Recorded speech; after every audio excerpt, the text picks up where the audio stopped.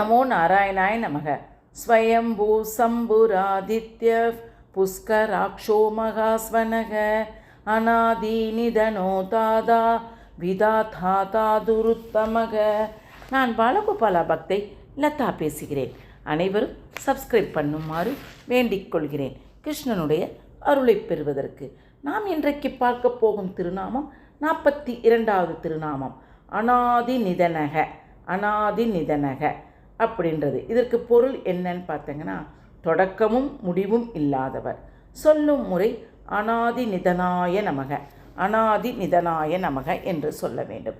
இந்த திருநாமத்தினுடைய கதையையும் பெருமையும் பற்றி பார்ப்போமா? வாருங்கள், கடைசி வரை பாருங்கள். திருவரங்க பெரிய கோவில் ராஜகோபுரத்தை கட்டியவர் யாருன்னு பார்த்தீங்கன்னா, முக்கூர் ஸ்ரீமத் அழகிய சிங்கர். இவர் அந்த கோயிலில் கண்ணபிரானுடைய அவதாரத்தை பற்றி சொற்பொழிவு ஆற்றிக்கொண்டிருந்தாராம். அப்பொழுது ஸ்ரீமத் பாகவதத்தில் கண்ணனுடைய பிறப்பை சுகமகரிஷி வர்ணிக்கும் தத் அத்புத பாலகம் என்ற தொடரை கூறி அழகிய சிங்கர் இதன் பொருள் என்ன என்று மற்ற பண்டிதர்களை பார்த்து கேட்டாராம். உடனே அற்புதமான பாலகனாக, அதாவது அற்புத குழந்தையாக வந்த கண்ணன் தோன்றினான் என்று பொருள் என்றார்களாம் அங்கிருந்த பண்டிதர்கள். அப்படியா, பாலகன் என்றால் குழந்தை என்று பொருளா? அப்போது பாலன் என்றால் என்ன பொருள் என்று கேட்டாராம் முக்கூர் ஸ்ரீமத் அழகிய சிங்கர் கேட்டாராம். அப்போது கேட்டோடனே இவருக்கு என்ன ஆச்சுன்னா, பாலன் என்றாலும் குழந்தை என்று தான் பொருள் என்றாராம் பண்டிதர்கள். உடனே அவர் என்ன சொன்னாரா, அப்படியாயின் தத் அத்புத பாலம் என்ற இத்தொடரை சுகமகரிஷி அமைத்திருக்கலாமே, ஏன் தத் அத்புத பாலகம் என்று அமைத்திருந்தார் என்று கேட்டாராம். அதற்கு ஒரு பண்டிதர் எழுந்து, பாலகன் இரண்டுக்கும் வித்தியாசம் உள்ளது.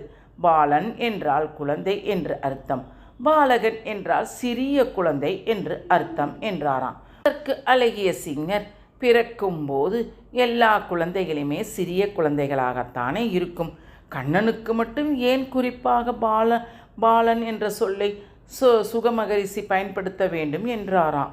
உடனே விடை தெரியாமல் எல்லோரும் திகைத்தார்களாம்.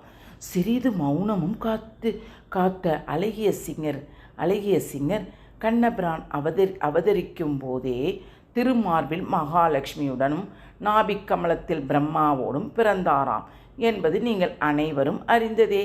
க என்ற எழுத்து பிரம்மதேவரை குறிக்கும். பால க என்றால் குழந்தை பிரம்மா என்று பொருள்.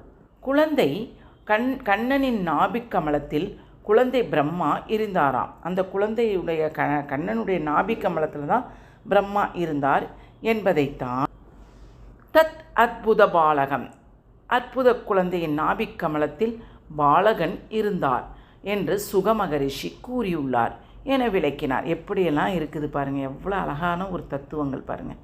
கண்ணன் அவதரிக்கும் போதே மனைவியான மகாலட்சுமியுடனும் மகனான பிரம்மாவுடன் தோன்றினாராம் என்பதை இதன் மூலம் நாம் அறிகிறோம். அளவில் குழந்தையைப் போல கண்ணன் தோன்றினாலும் வாலிப பருவத்தில் உள்ள இளைஞனாகவே விளங்கினாராம். 125 வருடங்கள் கண்ணன் பூமியில் வாழ்ந்தார். தன் 125வது வயது வரையிலும் அதே இளைஞனுக்குரிய தோற்றத்துடன் தான் கண்ணன் விளங்கினாராமாம். அதனால் அவருக்கு தோல் சுருங்கவில்லை, முடி நரைக்கவில்லை, எல்லாமே அவருக்கு இளைஞனைப் போல தான் இருந்ததாம். ஏனெனில் அவரது திருமேனி நம் உடலைப் போல இல்லாமல் எந்த வளர்ச்சியும் கிடையாது, தேய்தலும் கிடையாது, மறைதலும் கிடையாது. அதனால் அவருக்கு எந்த மாற்றமும் இல்லாத, ஆதியும் அந்தமும் இல்லாதது எப்போதும் இளமையாக இருக்கக்கூடிய திருமேனி அவருக்கு ஆரம்பமும் கிடையாது, முடிவும் கிடையாது. அதனால்தான் நம்மாழ்வார் பாடியுள்ளார். என்ன பாடினான்னா, மாசூனச் சுடர் உடம்பாய் மலராது குவியாது அப்படின்னு சொல்லியிருக்கிறாராம். ஏன்னா 125 வருடங்கள் வாழ்ந்தாராம். இளைஞனாகவும் அவதாரத்தை நிறைவு செய்தாராம். இளைஞனாகவே பிறந்து இளைஞனாகவே அவர் தன்னுடைய அவதாரத்தை நிறைவு செய்தாராம் என்று கூறி அழகிய சிங்கர் தம் உரையை நிறைவு செய்தாராம். இத்தகைய ஆதி அந்தம் இல்லாத மாறாத திருமேனியுடன் விளங்குவதால் தான் எம்பெருமான் அநாதிநிதனக என்று அழைக்கப்படுகிறார். இதில் 42வது திருநாமத்தில், அதுவே விஷ்ணு சகஸ்ரநாமத்தின் 42வது திருநாமமாக விளங்கக்கூடியது. முக்கூர் ஸ்ரீமத் அழகிய சிங்கர் தம்முடைய முதுமை காலத்தில் இளைஞரைப் போல திருவரங்க ராஜகோபுர திருப்பணிக்காக பணியாற்றினாராம். முக்கூர் ஸ்ரீமத் அழகிய சிங்கர் தன்னுடைய இளமைக்கு காரணம் என்னவென்று தெரியுமா? தினசரி 3 முறை ஸ்ரீ லக்ஷ்மி நரசிம்மருக்கு அவர் விஷ்ணு சகஸ்ரநாமம் அர்ச்சனை செய்து வந்ததே ஆகும். நாமும் உடலாலும் உள்ளத்தாலும் இளைஞர்களாகவே வாழ ஸ்ரீ லக்ஷ்மி நரசிம்மரின் மறுவடிவமாக விளங்கிய முக்கூர் ஸ்ரீமத் அழகிய சிங்கரை கண்ணபிராணனை எண்ணியபடி அநாதிநிதனாய நமக என்று தினமும் சொல்லி மகிழ்வோம். வாழ்க வளமுடன். ஹரே கிருஷ்ணா. பிடித்திருந்தால் லைக் பண்ணவும், ஷேர் பண்ணவும், கமெண்ட் பண்ணவும்.